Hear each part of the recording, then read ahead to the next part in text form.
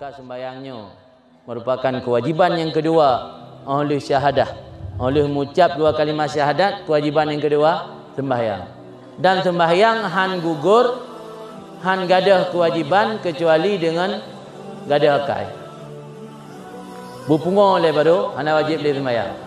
Maka ana itilah alamat aceh kepupungo-pungoro je mengambil wajib sembahyang.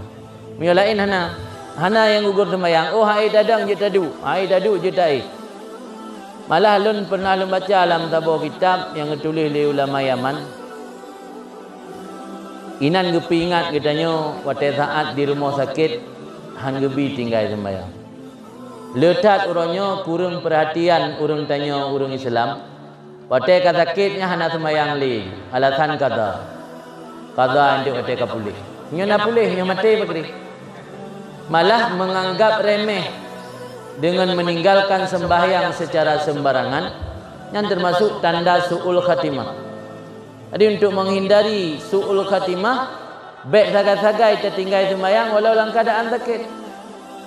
Oh hana jit tak pakai na cara ngan tayamum. Han sanggup tak tayamum kero tayi tayamum ba keluarga yang dampingi tanya tengah sakit.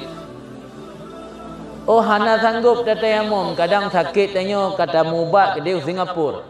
Tak balantai kadang lantai 17. Nyan sembahyang hormat wate.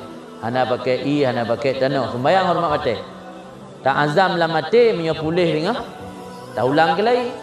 Mio tergedi meninggal yang gebi kemaafan le Allah. Ti hana hukum daya karena meninggalkan sembahyang.